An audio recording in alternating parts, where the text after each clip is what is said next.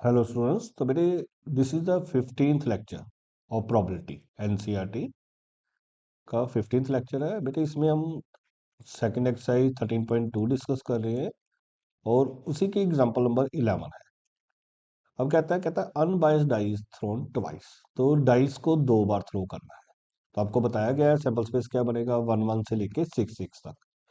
ए even भी given है odd number on the first throw and B given है odd number on the second throw. और कहता है चेक इंडिपेंडेंस। तो बेटे अभी जो लेक्चर्स चल रहे हैं, प्रीवियस लेक्चर में भी मैंने इंडिपेंडेंस की बात की, इस लेक्चर में भी इंडिपेंडेंस वाले ही क्वेश्चन होंगे। तो जब बेटे इंडिपेंडेंस वाला क्वेश्चन आएगा तो आपने सबसे पहले क्या करना है,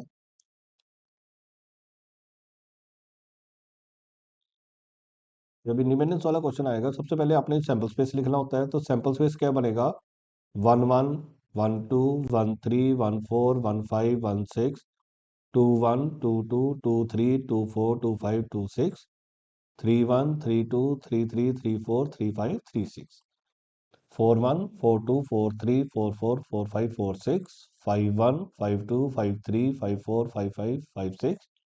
6 1 6 2 6 3 6 4 6 5 6 6। अब उसने A1 में जो बोला, उसने बोला A odd number on the first throw. तो सबसे पहले जहां पे और नंबर है तो एक 1 वाली लाइन आ जाएगी, एक 3 वाली लाइन पूरी आ जाएगी, एक 5 वाली लाइन पूरी आ जाएगी। बी पार्ट में उसने बोला, B1 में उसने बोला और नंबर ऑन सेकंड थ्रो। तो कौन कौन से आ जाएंगे 1 1 आ जाएगा, 1 3 आ जाएगा, 1 5 आ जाएगा, इसी तरह से 2 1 आ जाएगा, 2 3 आ जाएगा, 2 5 आ जाएगा। तो जहां जहां पे भी सेकंड नंबर पे ऑड है वहां पे हम एलिमेंट्स उठा लेंगे। तो हमारे पास ए भी आ गया, बी भी आ गया। फिर इन दोनों में से कॉमन देखो।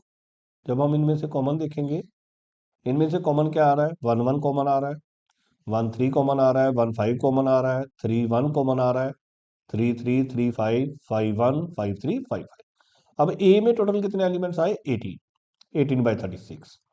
बी में भी कितने आए 18, 18/36। और कॉमन कितने आए 9/36, 9/36 विल बिकम 1/4। अब हमें इंडिपेंडेंट चेक करना है। तो इंडिपेंडेंट के लिए हम क्या करेंगे, पहले मल्टीप्लाई करेंगे ए और बी को। जब हम ए और बी को मल्टीप्लाई करेंगे तो बन रहा है 18/36 मल्टीप्लाई बाई 18/36। ये कट के 1/2 हो गया, ये भी कट के 1/2 हो गया। 1/2 इंटू 1/2 विल गिव अस 1/4। और देखो हमारा इंटरसेक्शन का आंसर भी 1/4 आया है और मल्टीप्लाई का आंसर भी 1/4 आया है। तो मतलब हम कह सकते हैं कि ये इक्वल है। अगर ये इक्वल है तो ये किसकी कंडीशन है इंडिपेंडेंट की। तो ये हमारे पास इंडिपेंडेंट की कंडीशन थी और A and B are hence independent. Next बेटे जो क्वेश्चन है,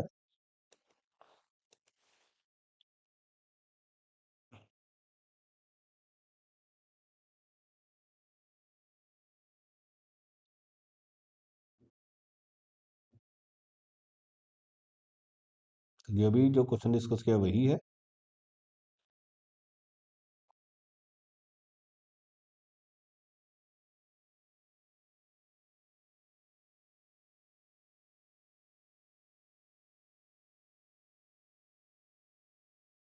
नेक्स्ट बेटे जो क्वेश्चन है वो है 13.2 का फोर्थ क्वेश्चन।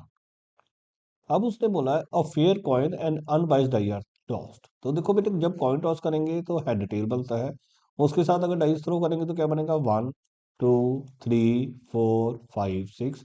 टेल के साथ भी क्या बनेगा 1 2 3 4 5 6। कहता है A is the event head appears on the coin. तो वो वाले सारे केस लेंगे जिसमें हेड होगा। बी क्या है 3 ऑन द डाइस, तो वो लेंगे जिसमें 3 हो। तो हमने चेक करना है इंडिपेंडेंट है या नहीं है।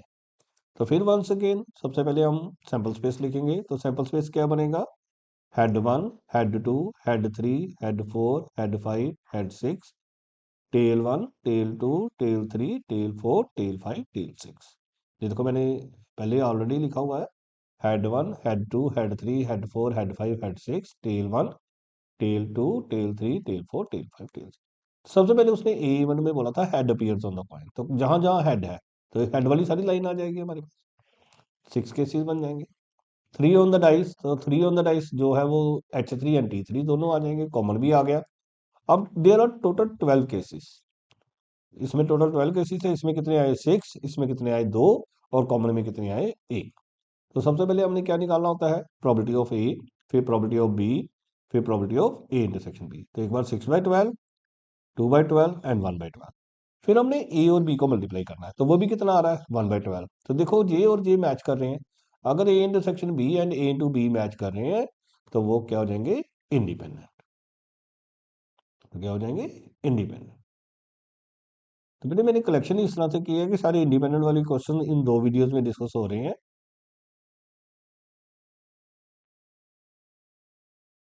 नेक्स्ट बेटे 5th क्वेश्चन है, कहता die is marked 1 2 3 in red. तो डाइस पे ही हमने मार्क किया हुआ है, तो जब हम एक डाइस को थ्रो करते हैं तो सैंपल स्पेस तो 1 2 3 बनेगा और साथ में 4 5 6 बनेगा। लेकिन साथ में ये कंडीशन गिवन है कि ये जो तीनों हैं ये रेड कलर के हैं और ये जो तीनों हैं वो ग्रीन कलर के हैं। कहता है A is even, number is even. तो नंबर इज इवन कौन कौन से केस आएंगे, ए में कौन कौन सा आएगा, 2 4 6। बी में क्या गिवन है, नंबर इज रेड, तो रेड कौन कौन से आएंगे, 1 2 3। ए इंटरसेक्शन बी क्या होगा, नेचुरली 2। अब हमें कहता है चेक करो कि इंडिपेंडेंट है कि नहीं है। तो प्रॉपर्टी ऑफ ए कितनी बनेगी, 3/6। प्रॉपर्टी ऑफ बी कितनी बनेगी, 3/6। Property of A intersection B कितनी बनेगी, 1/6। तो अगर हम इसको ध्यान से देखें,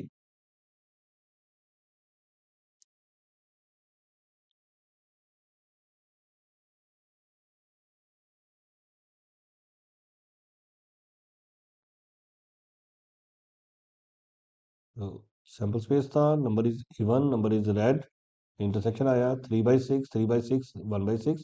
जब हमने ए इंटू बी को मल्टीप्लाई किया, जब हमने ए इंटू बी को मल्टीप्लाई किया तो वो 1/4 आ रहा है और वो 1/6 से मैच नहीं कर रहा है, तो नॉट इक्वल आ गया, इट मीन नॉट इंडिपेंडेंट। तो क्या आ जाएगा हमारे पास, not independent.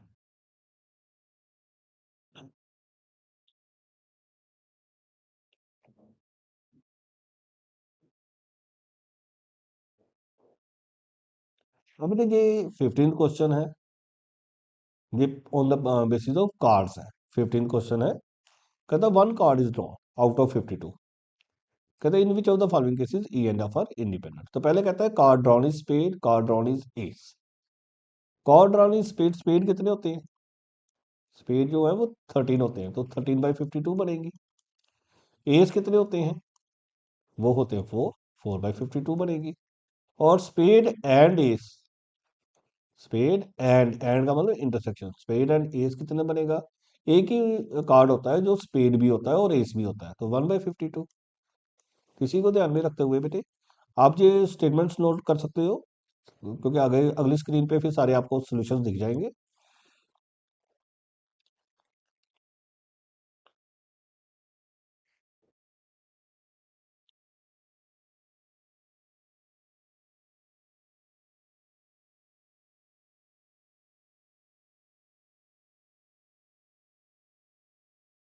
Card brown is spade उसने बोला तो स्पेड 13 होते हैं। एस बोला एस 4 होते हैं। स्पेड एंड एस बोला तो वो 1 आएगा। हमने ई इंटू एफ को मल्टीप्लाई किया, जब हमने ई इंटू एफ को मल्टीप्लाई किया तो वो बना 1/52 और ये भी 1/52 है। इट मीन दोनों मैच कर रहे हैं। अगर दोनों मैच कर रहे हैं तो फिर क्या हो जाएगा, इंडिपेंडेंट हो जाएगा। फिर सेकंड पार्ट में उसने डिमांड किया है card drawn is black. Second में उसने डिमांड किया है कार्ड ड्रॉन इज ब्लैक। तो ब्लैक कार्ड्स कितने होते हैं, 26। और साथ में मांगा है उसने किंग, किंग कितने होते हैं,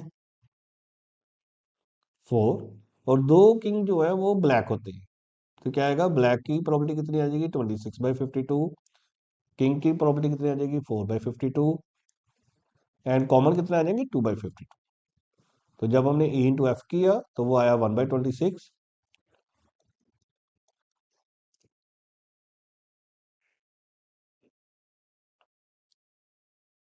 जब हमने ई इंटू एफ किया तो वो आया 1/26 और मैच कर रहा है, ये देखो जो जे 1/26 और जे वाला 1/26 आपस में मैच कर रहा है, it mean these are independent. तो जब बेटे इंडिपेंडेंट आ जाए तो आपने ई इंटू एफ ही निकालना है और वो इंटरसेक्शन के इक्वल आना चाहिए। थर्ड पार्ट में कहता है किंग और क्वीन। देखो किंग कितने होते हैं, 4। क्वीन भी कितनी होती हैं, 4। तो टोटल कितनी होगी, 8। और है, और का मतलब बोथ। मतलब किंग भी हो सकता है या क्वीन भी हो सकती है, तो इट मीन्स किंग भी चार और का मतलब होता है एड एडिशन। क्वीन भी चार, तो 4 + 4 कितनी हो जाएंगी 8। क्वीन और जैक, ये भी चार और चार, ये भी 8। और दोनों में कॉमन क्या आएगा, क्वींस, और क्वींस कॉमन कितनी है 4। फिर हमने ई इंटू एफ किया। जब हमने ई इंटू एफ किया तो वो आंसर आ रहा है हमारे पास 4/169, और वो इससे मैच नहीं कर रहा।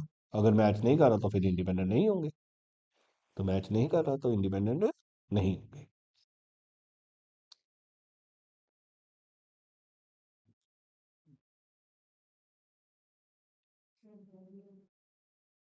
तो बेटे ये 14 क्वेश्चन है, एग्जाम्पल नंबर 14 है। कहता है A and B are two independent events, तो हमें गिवन है A and B are independent. अगर हमें गिवन है इंडिपेंडेंट है, तो ए इंटरसेक्शन बी की जो प्रोबेबिलिटी होगी वो किसके इक्वल होगी, मल्टीप्लाई के, probability of A multiplied with probability of B. अब कहता है find the probability of occurrence of at least one of A and B. बेटे जब भी at least one of A and B आ जाए, उसका मतलब होता है A union B. At least one का मतलब ए हो या बी हो या दोनों हो, तो उसको नोटेशन होती है ए और बी। और ए यूनिट बी का हमने फॉर्मूला पढ़ा है ए प्लस बी माइनस इंटरसेक्शन। और देखो इंटरसेक्शन की वैल्यू हमारे पास क्या चल रही है, P A plus P B minus intersection की वैल्यू हमारा क्या चल रहा है, P A into P B. अब ये पी ए, ये पी बी, इन इन दोनों में से पी बी कॉमन आ जाएगा, तो क्या बचेगा 1 - पी ए। और जो 1 - पी ए है, ये P A as it is, ये पी बी। जो 1 - पी ए है उसको मैं लिख सकता हूँ प्रोबेबिलिटी ऑफ ए डैश, जैसे उसने नोटेशन दी है, ये लिख सकते हैं। अब हमें आंसर बनाने के लिए देखो बेटे, मैं इसको ऐसे भी लिख सकता हूँ, 1 - P A dash. P A को मैं लिख सकता हूँ, पी ए को मैं लिख सकता हूँ 1 - पी ए डैश, तो J plus P B into P A dash. अब उसके बाद इन दोनों में से देखो, इन दोनों में से देखो, अगर मैं कॉमन निकालना चाहूँ तो पी ए डैश कॉमन आ सकता है, वन माइनस भी कॉमन निकालते हैं, पी ए डैश भी कॉमन निकालते हैं। तो इसका बच जाएगा, इस चीज का बच जाएगा 1, और इस प्लस की प्लेस पे आ जाएगा माइनस, और ये बच जाएगा P B. P A dash तो कॉमन हो गया, तो 1 - पी ए डैश, और 1 - पी बी को हम क्या लिख सकते हैं, प्रॉपर्टी ऑफ बी डैश। तो देखो यही आंसर बनाना था, 1 - P A dash into P A B dash. तो बेटे जब हमें कई बार आंसर दिया होता है तो फिर हमें अपनी कैलकुलेशंस को देखना पड़ता है अकॉर्डिंग टू द सोल्यूशन कि वट एवर इज नीडेड। तो बेटे ये इन दो वीडियोज में 14th एंड 15th लेक्चर में जो हमने डिस्कस किया है वो रिगार्डिंग इंडिपेंडेंट था। और भी इंडिपेंडेंट के क्वेश्चन होंगे, वो अगले एक्सरसाइज में अगले लेक्चर्स में आ जाएंगे। तो आज के लिए बेटे वैसे इतना ही। Thank you.